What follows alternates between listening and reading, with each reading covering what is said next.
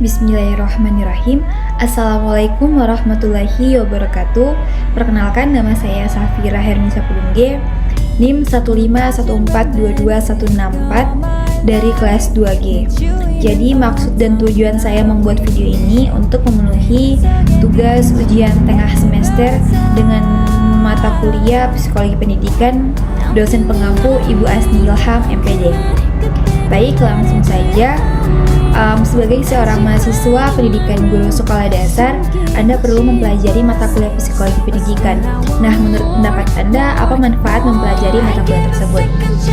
Baik, mempelajari mata kuliah bimbingan dan konseling pada jurusan pendidikan guru sekolah dasar memiliki manfaat yang sangat penting. Beberapa manfaatnya antara lain dapat meningkatkan kemampuan komunikasi serta empati. Nah, dalam bimbingan ini, guru perlu memiliki kemampuan komunikasi yang baik dan mampu memahami perspektif dan perasaan siswa.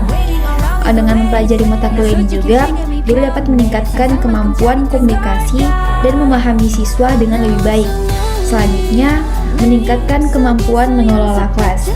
Nah, bimbingan dan konseling juga dapat membantu guru dalam mengelola kelas.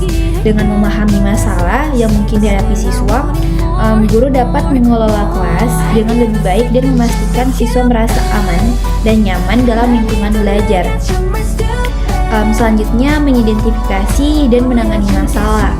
Dalam bimbingan dan konseling ini, guru perlu mampu mengidentifikasi dan menangani masalah yang dihadapi siswa, baik masalah akademik maupun non-akademik.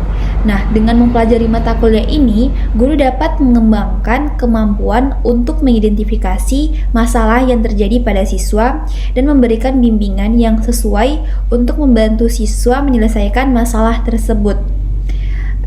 Dan meningkatkan kemampuan dalam memenuhi kebutuhan siswa. Jadi kan setiap siswa ini memiliki kebutuhan yang berbeda-beda. Nah, dalam bimbingan dan konseling ini, guru perlu memahami kebutuhan siswa dan memberikan dukungan yang sesuai. Baik, selanjutnya ada beberapa teori belajar yang dikemukakan oleh para ahli. Pilih salah satu dari teori belajar tersebut dan berikan alasan mengapa memilih teori tersebut. Baik, saya memilih teori belajar konstruktivisme sebagai teori belajar yang ingin saya bahas. Saya memilih teori ini karena saya percaya bahwa konstruktivisme ini memberikan pemahaman yang sangat berguna tentang bagaimana siswa belajar dan bagaimana guru dapat membantu siswa membangun pengetahuan mereka.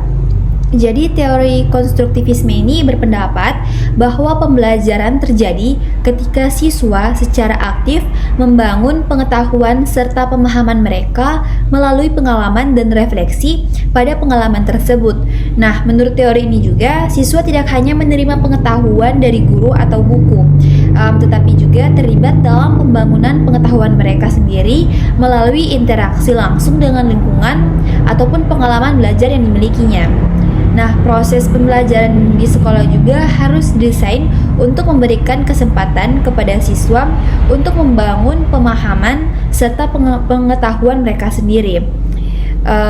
Dengan menerapkan teori konstruktivisme ini dalam proses pembelajaran di sekolah, diharapkan siswa dapat membangun pemahaman serta pengetahuan mereka secara aktif dan berkelanjutan.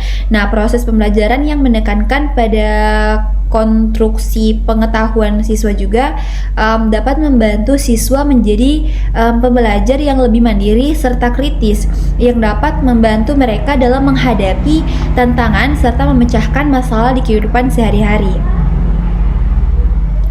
Selanjutnya, setiap siswa memiliki gaya belajar dan gaya berpikir yang berbeda-beda. Jelaskan peran guru dalam menghadapi perbedaan siswa tersebut. Baik, setiap siswa ini memang memiliki gaya belajar dan gaya berpikir yang berbeda-beda. Ada siswa yang lebih memahami materi ketika diberikan penjelasan secara lisan. Ada juga siswa yang lebih memahami materi ketika disajikan dalam bentuk visual atau gambar. Ada juga siswa yang lebih memilih belajar secara mandiri, sementara ada siswa lain yang lebih suka belajar dalam kelompok. Nah, inilah peran seorang guru.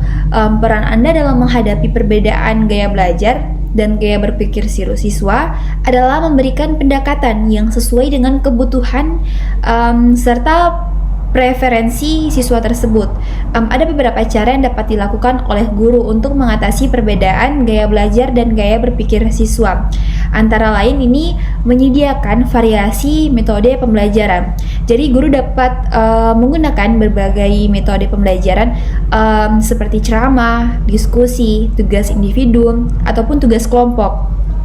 Selanjutnya, memberikan umpan balik yang spesifik.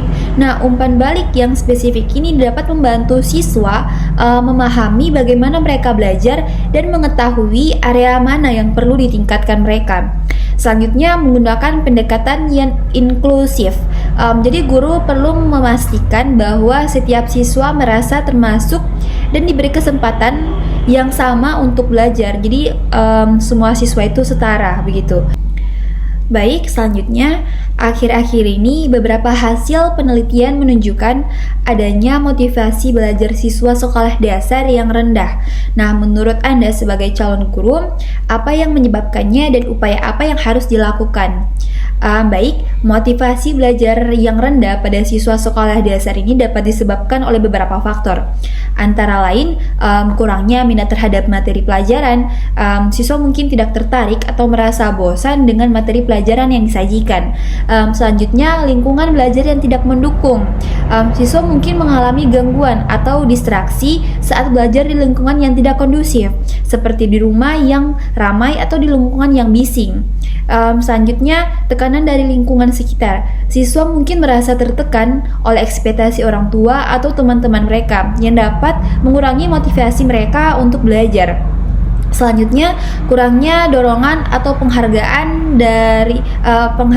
dari lingkungan belajar. Siswa mungkin merasa kurang termotivasi untuk belajar jika tidak ada penghargaan ataupun pujian yang diberikan oleh guru atau orang tua mereka ketika mereka berhasil. Nah, untuk meningkatkan motivasi belajar siswa sekolah dasar ini, ada beberapa upaya yang dapat dilakukan, yaitu menyajikan materi pelajaran secara menarik dan bervariasi. Jadi di sini guru dapat menggunakan metode pembelajaran yang menarik dan bervariasi, seperti diskusi kelompok, game edukasi, atau kegiatan lapangan untuk menarik minat siswa terhadap materi pelajaran. Selanjutnya, menciptakan lingkungan belajar yang kondusif. Jadi di sini peran guru dapat menciptakan lingkungan belajar yang nyaman, mendukung, seperti ruang kelas yang bersih, yang rapi, atau memberikan waktu khusus belajar di perpustakaan sekolah. Selanjutnya, mendorong dan memberikan dukungan yang positif. Jadi, guru dan orang tua sebagai peran utama dapat memberikan dorongan serta dukungan positif kepada siswa. Selanjutnya, memberikan penghargaan ataupun motivasi. Jadi, guru dan orang tua juga dapat memberikan penghargaan yang dapat memotivasi siswa untuk belajar, seperti pemberian sertifikat atau medali, atau memberikan kesempatan untuk menjadi perwakilan kelas atau sekolah. Semoga dengan melakukan upaya-upaya tersebut diharapkan motivasi belajar siswa sekolah dasar dapat meningkat dan siswa dapat merasa lebih termotivasi untuk belajar dan mencapai prestasi yang lebih baik. Jadi mungkin hanya itu yang dapat saya sampaikan. Mohon maaf apabila ada kesalahan kata ataupun pengucapan. Lebih dan kurangnya saya mohon maaf. Wabillahi taufiq wal hidayah. Wassalamualaikum warahmatullahi wabarakatuh.